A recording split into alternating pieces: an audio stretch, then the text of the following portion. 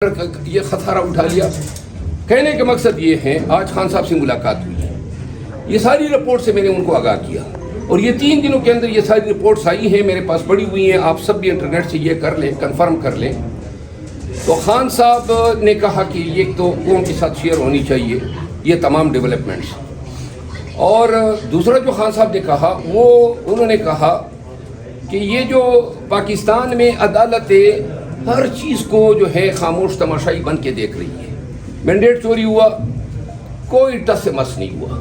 اس کے بعد ریزرو سیٹیں جو ہیں این عدالتوں کے ناک تلے جو ہیں وہ ہم سے چھینے گئے. حالات جو کہ خان صاحب اور پی ٹی آئی جو ہے وہ عدالتوں کے اس ان ایکشن کے حوالے سے بہت ہی زیادہ برا فروختہ ہے. ذاتی طور پر میں ایک بات کرنا چاہتا ہوں, جو میری ذاتی رائے ہے میں کلیئر کرنا چاہتا ہوں. سپریم کورٹ آف پاکستان میں ہمارا میٹر گیا ہوا ہے, بلکہ کئی میٹر گئے ہیں, حتیٰ کہ وہ میٹر 22 مئی کو ہم نے خان صاحب کی طرف سے پٹیشن دائر کی کہ جتنے بھی یہ 9 مئی کے واقعات ہوئے ہیں ان کی جوڈیشل انکوائری کر لیں. آج تک نہ حکومت جواب دے رہی ہے. 9 مئی کو انہوں نے ہم پہ الزام لگائے دہشت گرد ہیں, یہ بلوا کیا, اور ایک الزام یہ بھی لگایا کہ شہید کرنل شیر خان کے مجسمے کو ہم نے توڑا.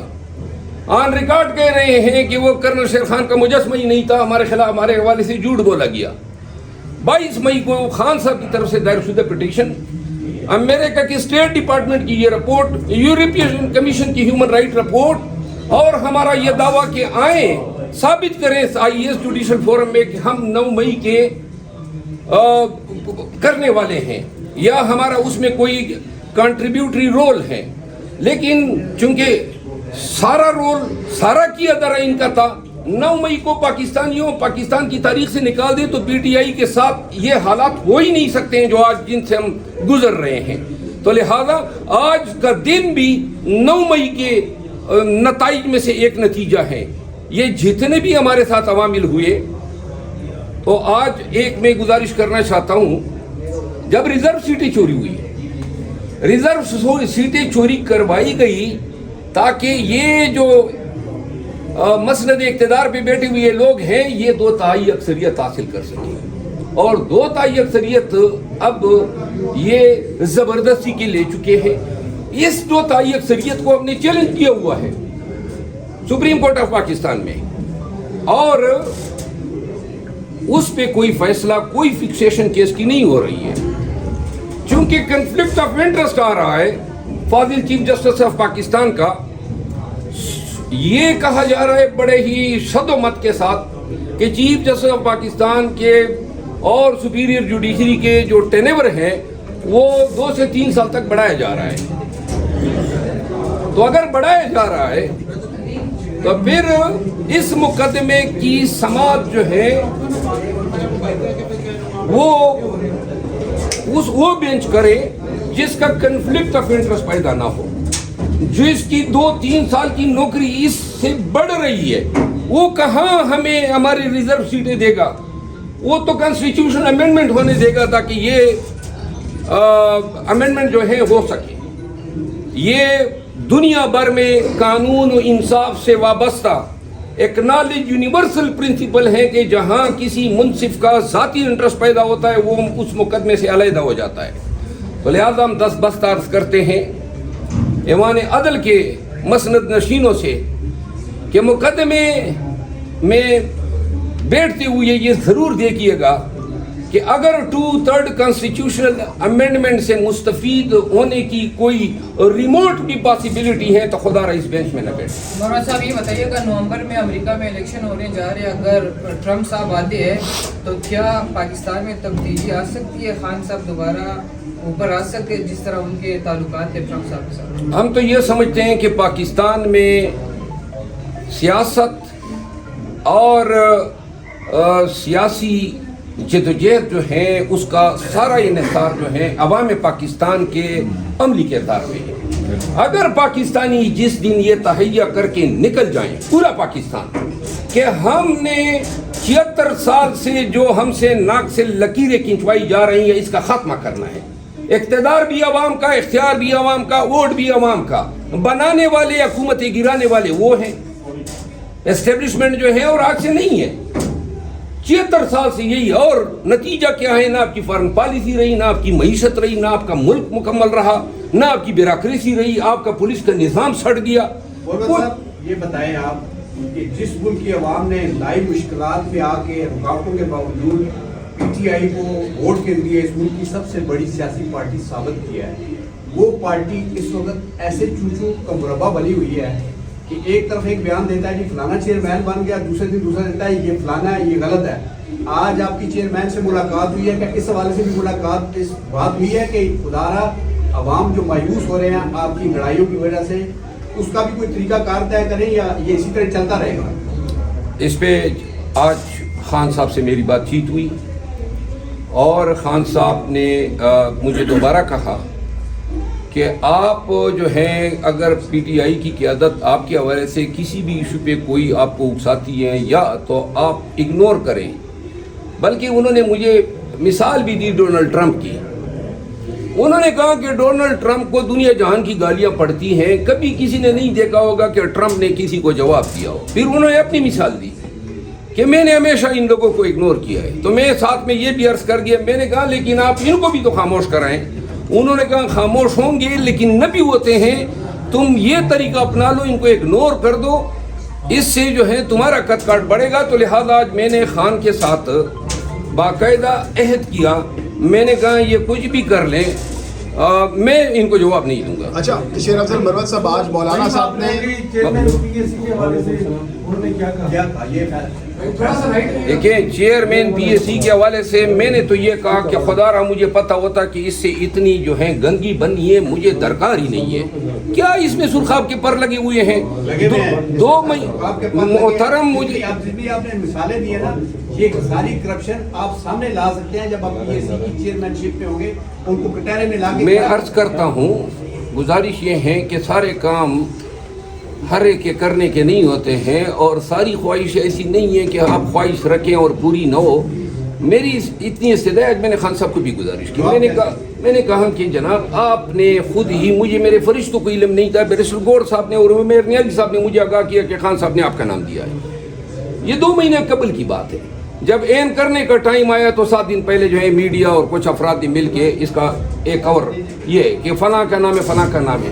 آج بھی میں کہتا ہوں مجھے کوئی پبلک اکاؤنٹ کمیٹی کی چیئرمینی درکار ہی نہیں ہے. خان کی دی ہوئی تھی اور خان کو میں نے آج کہا, تو صوافی نے میری موجودگی میں سوال کیا آج کہ جی وہ اس کی کیا پوزیشن ہے, تو خان نے کہا کہ میرا نام بتایا کہ جی وہ ہمارے چیئرمین کے کینڈیڈیٹ ہیں, اور انہوں نے یہ کہا کہ کل اس کا نام بھی ہم دے رہے ہیں. یہ آج ان کی جنرل سے بات چیت ہوئی. اینی ہاؤ, میں ایک ریکارڈ پہ کہنا چاہتا ہوں کہ اگر ہماری پارٹی کے کسی بھی دوست کو درکار ہے تو میں والنٹیرلی اس کو چھوڑ دوں گا, کوئی ضرورت ہی نہیں ہے مجھے.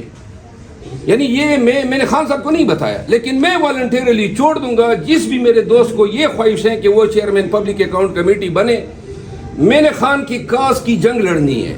پاکستانیوں کو نکالنا ہے, روڈوں پہ نکالنا ہے, سڑکوں پہ نکالنا ہے. میرے پاس کمیٹیوں کے لیے وقت ہی نہیں ہے. وہ بھی خان کا فیصلہ تھا. کوئی یہ نہ سمجھے اور نہ اپنے ذہن میں یہ لائیں کہ شیر افضل کے لیے کوئی کمیٹی کوئی معنی رکھتا ہے. یہ تو کمیٹی ہے وزیر اعظم پاکستان کا مسند بھی کوئی دے, خان کی رہائی اور مینڈیٹ کی ریکوری, وہ میرے لیے عظیم ٹارگٹ. اچھا شیر افضل مروت صاحب, آج مولانا صاحب نے ایک بار پھر سے پی ٹی آئی کے ساتھ بیٹھنے کا اشارہ دیا اور کہا ہے کہ میں پی ٹی آئی کے ساتھ بیٹھنے کے لیے تیار ہوں. دوسری طرف علی امین گنڈا پور صاحب نے اسلام آباد پر قبضے کی بات کی تھی, اور سوابی میں اس وقت آپ لوگوں کا ایک کیمپ بھی لگا ہوا ہے. کراچی میں بھی ٹرین مارچ کیا گیا. کیا چل رہا ہے بیک گراؤنڈ میں؟ آپ نے کچھ عرصہ پہلے 30,000 لوگوں کو کے حوالے سے بھی بات کی تھی. کیا کوئی لانگ مارچ, کوئی ملین مارچ کی طرف آپ لوگ ورک آؤٹ کر رہے ہیں؟ بالکل, الٹیمیٹلی ہم نے جانا ہے ملین مارچ اور پھر دھرنے پہ. یہ میں ببانگ دہل کہہ رہا ہوں. ہم آئیں گے اسلام آباد میں, بیٹھیں گے, اور وہ ہمارے احتجاج کے آخری مراحل ہوں گے. یا تو ہم اپنا مینڈیٹ لے لیں گے اور خان کو رہا کر لیں گے, ورنہ یہ لوگ جنہوں نے 9 مئی پہلے کیا تھا شاید یہ ہم پہ دوسری 9 مئی کر دیں. لیکن پی ٹی آئی جو ہے پاکستان تحریک انصاف ان کرائسس میں نکلنے کے بعد ایک پارٹی بن گئی ہے. ان سختیوں نے, تکالیف نے اب ہمیں یہ ہمت اور حوصلہ دے دی ہے کہ یہ کچھ بھی کریں. لیکن قطعاً یہ جو گنڈا پور صاحب کا بیان ہے, انہوں نے کہا کہ ہم قبضہ لیں گے. تو میں اس کے بیان کی مکمل تائید کرتا ہوں، کیونکہ قبضہ انہوں نے ہم سے لیے زبردستی، ناجائز قبضہ کیے، اس حکومت کو ان کا حق ہی نہیں بنتا ہے۔ 17 MNAs کے ساتھ شہباز شریف صاحب جو ہیں شیروانی پہن کے آ گئے، میں بھی وزیر اعظم ہوں۔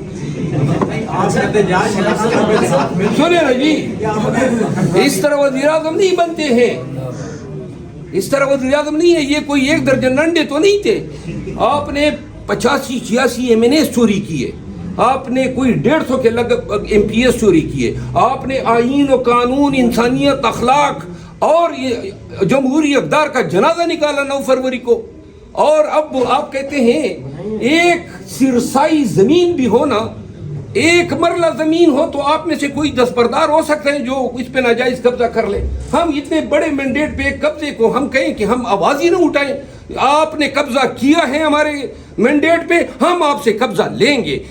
اپنے گنڈپور صاحب نے، وزیر اعلیٰ سرد KP نے بڑی بہترین بات کی ہے اور ہم اس کو مکمل ڈٹو کرتے ہیں۔ اچھا شیخ افضل صاحب، آپ نے 9 مئی کو جلسے کی بات کی کہ 9 مئی کو تحریک انصاف جلسہ کرنے جا رہی ہے، اس حوالے سے کیا اپڈیٹ ہے؟ علی امین خان نے اس خواہش کا اظہار کیا کہ میں ڈی خان میں یہ جلسہ کرنا چاہتا ہوں۔ 9 مئی کو بار بار میں بتا چکا ہوں کہ 9 مئی کو کیا ہوا تھا۔ کبھی ہم پہ انہوں نے کہا GHQ پہ اٹیک ہوا، سارے آپ لوگ پنڈی اسلام آباد کے رہائشی ہیں، جس جگہ پہ GHQ پہ اٹیک کا مقدمہ ہم پہ بنا ہے، میں اس میں وکیل رہا ہوں، وہ جگہ 1.5-2 کلومیٹر دور ہے GHQ سے، اور انہوں نے کہا جی کہ شہداء کے مجسمے توڑے گئے۔ پورے پاکستان میں ہر جگہ کیمرے لگے ہوئے ہیں، کوئی ایک کیمرہ یہ ریکارڈنگ لے آئے کس شہید کا مجسمہ توڑا گیا، یہ بھی جھوٹ تھا۔ پھر انہوں نے کہا کہ 9 مئی کو بلوے اور یلغار کیے گئے، اگر بلوے یلغار ہم کرتے تو 25 ورکر ہمارے شہید ہوتے، 4 ہمارے ورکر تھا حیات اپائج، 100 ورکر کو گولیاں لگی، اور آپ کی کسی ایک فوجی یا سپاہی کو خراش تک آئی۔ یہ 9 مئی تھا آپ کا، آپ کے کور کمانڈر کا گھر جلایا جاتا ہے، اتنا بڑا محل، اور نہ پولیس ہے نہ فوج ہے نہ روکنے والا کوئی ہے۔ یہ رانا ثناءاللہ کے گھر میں فیصل آباد جب یہ الغار ہوتی ہیں وہاں تو اس کو بچایا جاتا ہے، ISI ہیڈ کوارٹر فیصل آباد پہ اٹیک ہوتے کوئی نہیں ہے، کور کمانڈر کے گھر پہ، اور وہ کیمیکل کہاں سے آئے جہاں ان گھروں کو جلایا گیا؟ ہزاروں کیمرے ہیں کینٹونمنٹ میں، GHQ کے روڈ پہ، پشاور روڈ پہ، پشاور کے ریڈیو اسٹیشن پہ، کوئی ایک کیمرے کی فوٹیج 1 سال میں کیوں شیئر نہیں کی گئی کہ یہ جو کوئی PTI والے ہے، یہ PTI والے ہیں؟ اس دن پاکستان بھر میں سیلولر نیٹ ورک بند کیا گیا تاکہ PTI والے اپنے ورکر کو یہ نہ کہہ سکے کہ ادھر نہیں جانا ہے، اور اس دن انٹرنیٹ بند کر دیا گیا۔ اس دن پورے پاکستان میں کہیں پر 144 نہیں تھی، نہ 10 مئی کو تھی، تو کون سا 9 مئی ہے جو ہم نے کیے؟ ہمارے ورکر آج بھی پابند سلاسل ملٹری کورٹس میں ان جرائم کی سزا بھگت رہے ہیں جو کیا ہے کہ آپ نے عمارت کو جو ہے عمارتوں پہ آپ نے خلفشار کیا یا الغار کیا، اور جن ماؤں کے بچے آپ نے مارے، جن کے باپ جو ہیں وہ قبروں میں گئے، جن کے بچے آج بھی یتیم ہیں، اور جن کی آپ نے گھروں میں گھس کے آپ نے لوگوں کو رگیدہ کینچا مارا، وہ خیر ہے۔ آپ کے سامنے سویلین کے کوئی حقوق نہیں ہے، پاکستانیوں کی کوئی حق ڈگنیٹی نہیں ہے۔ 1 سال سے آپ نے قیامت صغریٰ برپا کی ہوئی ہیں، کوئی آواز کھولتا ہے مارتے ہو پیٹتے ہو، او بھائی انسان ہو کہ جانور ہو؟ آپ کی تو کارکردگی بتا دی ہے یونائٹڈ اسٹیٹس ڈپارٹمنٹ کے ہیومن رائٹس کے، آپ کے 1 سال کی کارکردگی کا۔ بات یہ ہے ایسے جبر اور فسطائیت کے عالم میں میرا خیال ہے کہ جینے سے مرنا ہی بہتر ہے۔ یہ حالت کیا کی ہوئی ہے ملک کی، یہ وہ جناب جس کو پکڑ لیتے ہو بھائی تم بھی MNA ہو گئے ہو، منہ اٹھا کے آ جاتا ہے، بیٹھ جاتا ہے، وہ تم بھی MNA ہو گئے۔ ان کمبختوں کو خود ہی پتہ نہیں ہوتا ہے کہ کس کا قرۂ فعال نکل آتا ہے۔ یہ آپ کا آئین ہے، یہ آپ کا قانون ہے۔ اور آج بھی آپ نے دیکھا جو جس طریقے سے انہوں نے بل اپروو کرایا، ٹیکس ریفارمز ہے، میں اس میں بولنا چاہتا تھا، اسپیکر صاحب نے بات ہی نہیں کرنی دی۔ آپ